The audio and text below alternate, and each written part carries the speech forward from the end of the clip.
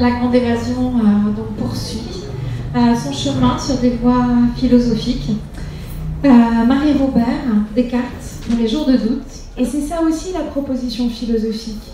C'est la possibilité de se dire que notre vie est jonchée de crises plus ou moins graves, de failles plus ou moins importantes, et que la philosophie propose d'aller les regarder et propose d'aller les affronter. Il y a un autre philosophe dont je parle dans le livre, dans un chapitre qui s'appelle Foucault se révolte, donc Michel Foucault. J'adore vos titres de chapitre. Merci, je m'amuse en faisant des jeux de mots, effectivement. L'idée de Michel Foucault, le cas de figure, la situation que je prends, mais qui effectivement a à voir avec la norme, c'est un patron à qui on dit toujours oui. Oui, oui, oui, et puis qui finalement, à force de lui dire oui, devient de plus en plus abusif, et tellement abusif, et on lui dit tellement oui, qu'on dépasse ses propres limites, et on finit par disparaître, par être l'ombre de nous-mêmes, parce qu'en fait, à force de céder à sa tyrannie, eh bien, on s'oublie, et l'individu se disloque en fait sous ses directives. On vit une société de l'immédiateté, de l'accélération permanente, alors à tous les âges, hein. Donc ce qui est important, nous dit Montaigne, c'est pas tant d'adopter un rythme particulier, c'est vraiment de s'interroger, de prendre ce petit moment de recul, d'introspection, et se dire, mais finalement, à quel rythme suis-je pleinement présent? Le philosophe que vous mettez à l'honneur et qui passe pour être un philosophe, on va dire, difficile, qui est un philosophe que j'aime beaucoup, moi aussi, qui est Paul Ricoeur. Le regard de Ricoeur est formidable, et c'est sans doute une des choses que j'ai trouvé le plus efficace, en tout cas qui, moi, elle m'a le plus aidé dans ma vie. Il se pose la question de qu'est-ce qu'est l'identité? Alors il dit, il y a l'identité, justement, ce qui ne bouge pas. Donc ça, c'est la mêmeté.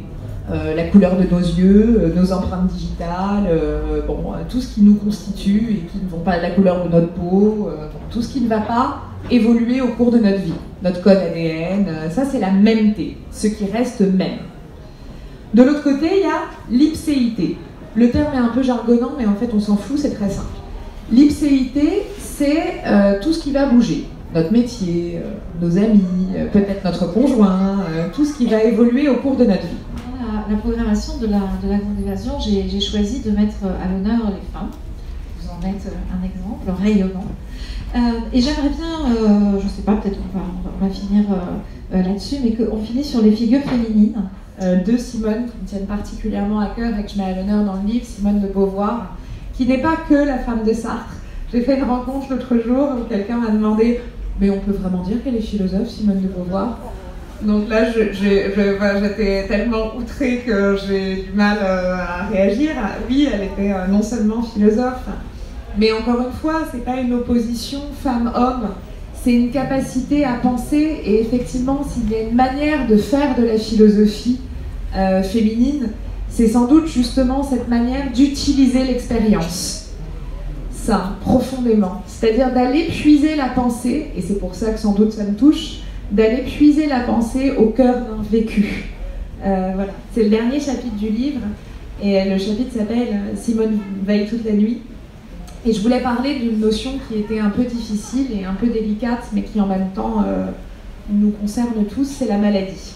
Dans le livre, je donne en fait une piste de lecture, parce que l'idée c'est bien sûr, moi je suis là juste pour traduire et pour dépoussiérer la philosophie, pour vous donner envie, mais l'idée c'est aussi d'avoir l'audace d'aller plonger dans les textes. Donc à chaque fois il y a un livre anti-crise, il y a une proposition de lecture, il y a une biographie de l'auteur, mais il y a aussi une proposition de lecture, et vraiment le texte de Camus non seulement est accessible, mais est sublime. Et ça, si on veut découvrir la philo, je trouve que c'est une très très très jolie porte d'entrée. Merci. Merci beaucoup.